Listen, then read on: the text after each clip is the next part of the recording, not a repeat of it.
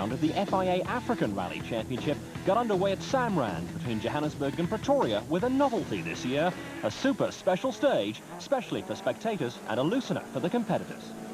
Pitting two equal cars with similarly seated crews against each other on a specially laid out stage where both complete two loops of equal length is a spectacular way of seeing top rallyists in action. Carrying the #1 as reigning South African champions Jan Habak and Douglas Judd took on 6 times former champions Serge Damso and Vito Bonafide in the Works Castrol Toyota Conquest.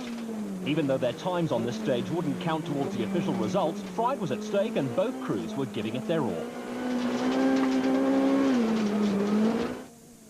At the end of their run, Habak and Judd in the Works Volkswagen Golf beat the Toyota crew by a few seconds, giving early notice of their intentions.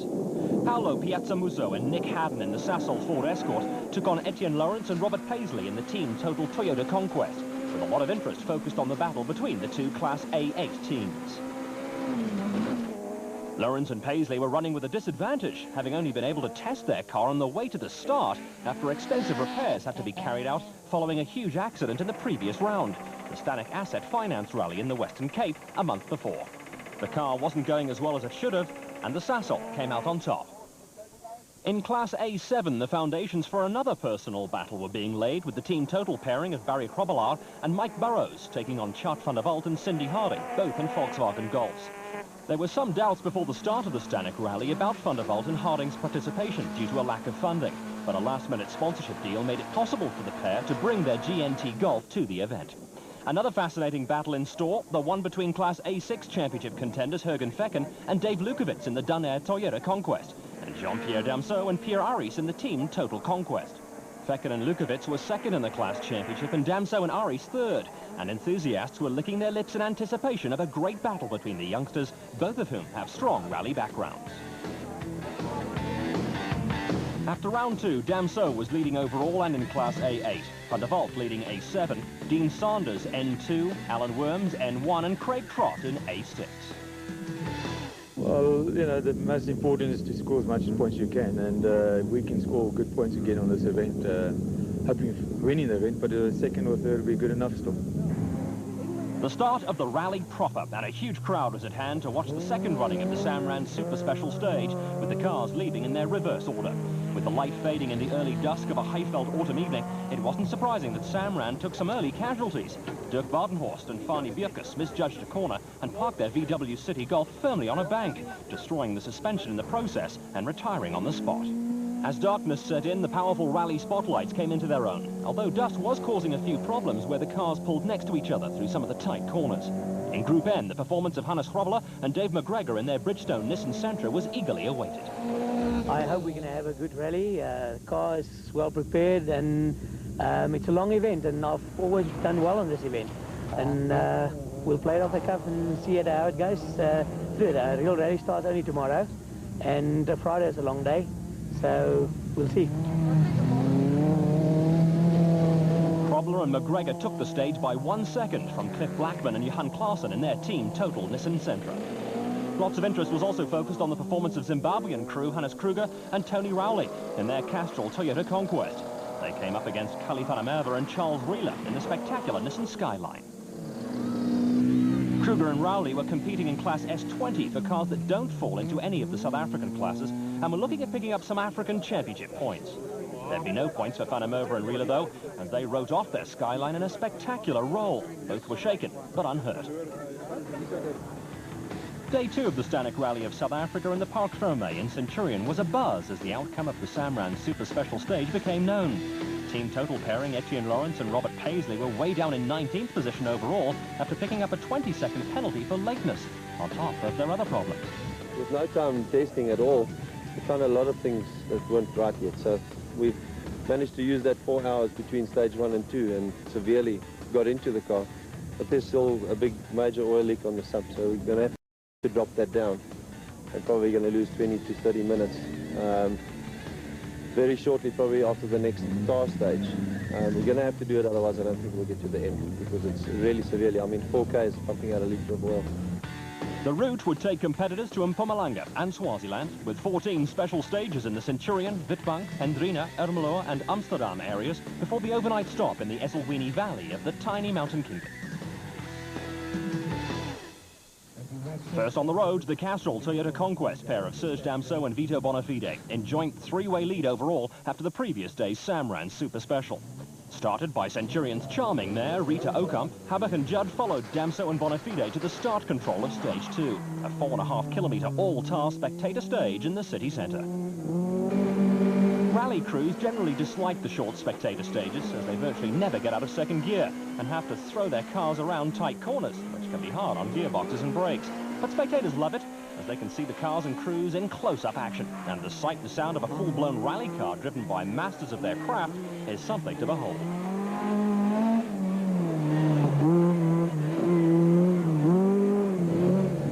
Joint leaders of the Stannic Rally of South Africa were Paolo Piazzamuso and Nick Haddon in the Sasol Ford Escort. But surprisingly, the winners of the Samran Super Special, reigning champions Jan Habak and Douglas Judd, found themselves in 5th position after picking up a 10-second time penalty for clocking in late at the final time control. This uncharacteristic lapse in concentration turned what should have been a 3-second lead into a 7-second deficit. But the KwaZulu-Natal crew were not going to let this upset them, and they went as hard as they could from the start. Piazzamuso and Haddon were also pushing the Sasol Ford Escort as hard as they could to try and pull away from the Works Toyota crew and privateers Chart van der Walt and Cindy Harding in their GNT Volkswagen Golf. The other crew in joint first position overnight. The Sasol Ford Escort pairing were lying 3rd overall and 2nd in Class A8 in the Stannic National Championship, and were looking at laying a solid foundation for their onslaught on Damso and Bonafide's leading positions in the Drivers' and Navigators' Championships.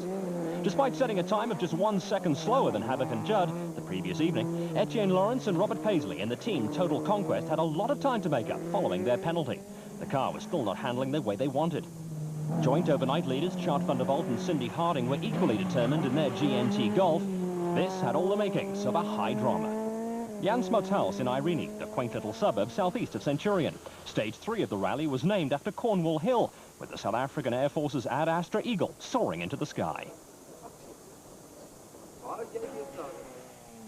Piazzamuso and Haddon were still pushing their Sasol Ford Escort RS2000, having finished the previous stage right up there with Damso and Habak. Pretoria-based crew Barry Hrobelaar and Mike Burrows were trailing Class A7 leaders Van der Walt and Harding by 8 seconds after the first 2 stages and took a second back on Stage 3. Zimbabweans Kruger and Rowley in the 4-wheel drive Castrol Toyota Conquest struggled in the tight spectator stage in Centurion, dropping 18 seconds down the field after lying 2nd overall overnight. The battle for Class A6 honours was hotting up as Fecken and Lukowitz in the Dunair Conquest traded victories in stages 1 and 2 with team totals Damso and Aries. After stage 3, Fecken was leading by a second. Reigning African champions Santvan Singh from Zambia and Surinder Tati from Kenya were taking it easy in their Group N Subaru, knowing full well that their car wasn't designed for short sprint stage events, but rather for longer marathons. Hannes Hrobler and Dave McGregor in their Bridgestone Nissan Sentra had established an early lead in Class N3 for standard 2-litre cars by taking all 3 stages in their class. Dicky Moreira and Danny Duval in their Toyota Corolla seemed the only likely challengers, trailing the Nissan crew by 8 seconds before stage 3. Here they dropped another 10 seconds. Early Class N3 challengers Cliff Blackman and Johan Klaassen in the team Total Nissan Sentra had dropped 12 seconds to Hrobler and McGregor in stage 2 and lost another 11 in stage 3. There was a lot of interest in how the Group N cars would cope with the strenuous demands placed on them in South Africa's premier event. No problems so far, though, for the championship leaders Sanders and Hooper. Plenty of problems, unfortunately, for Piazzamuso and Haddon, though, who brought their Sasol Ford Escort to the service points with no sound coming from the engine. Would this be the end of their effort? A bit of panic stations for the Sasol Ford team. We had a fan belt jump off a couple of k's from the end of the stage, and we've had a fairly long open section. And the result of that, the water pump doesn't turn and the car's overheated, so we burst a water pipe in the process as well. In the Stannic South African Rally Championship, teams are allowed only half an hour lateness for each leg of the event, which is in accordance with standards laid down by the FIA. With the complicated layout of the engine bay and plumbing, the hard-working Sasol Ford service crew found that they'd need an hour to repair the damage, which would see them time-barred. Their rally was run. Bronkhorstspruit, halfway between Pretoria and Witbank, and the die-hard rally fans gathered for the next spectator stage at Kultura Park. Just more than 6 kilometres long, the unfolding drama of the Stannic Rally of South Africa would continue there as the teams continued their quest for glory. After 4 competitive stages, Castrol Toyota crew Serge Damso and Vito Bonafide had a tenuous 2-second lead over Volkswagen's Jan Habak and Douglas Judd. And with the demise of the Sasol Ford, the battle would be fought between these 2 pairs. The KwaZulu-Natal team had gradually clawed their way back up the leaderboard after their overnight penalty, taking 4 seconds off Damso and Bonafide in both stage 3 and 4. Their car was going well, and they could smell the chance of taking the lead.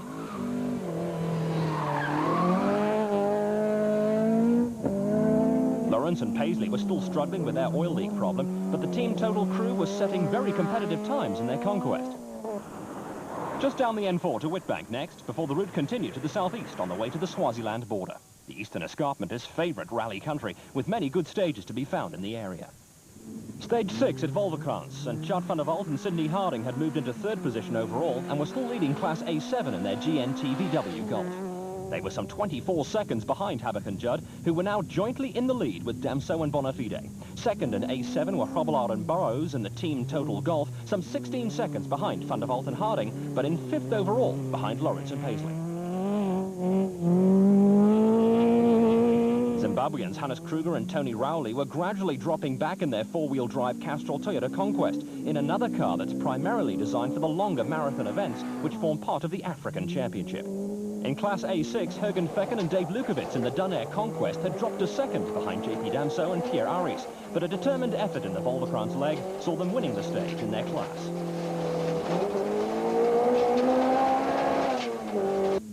Damso and Aris in the team total conquest carried a lead of 8 seconds into the stage, but a spin saw them losing 23 seconds to Fecken and Lukowitz. Former rally and off-road champion Hannes Grobbelaar and Dave McGregor in the Bridgestone Nissan Sentra were beginning to dominate the Group N battle, pulling away from their nearest Class N3 rivals, Cliff Blackman and Johan Klaassen.